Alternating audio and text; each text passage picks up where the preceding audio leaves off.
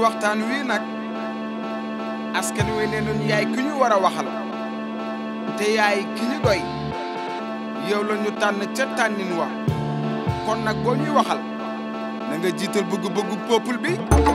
Sénégal gi mooy sunu gaal ne leen ko joow ku liggéey jëriñu am résultat na xool li rafet.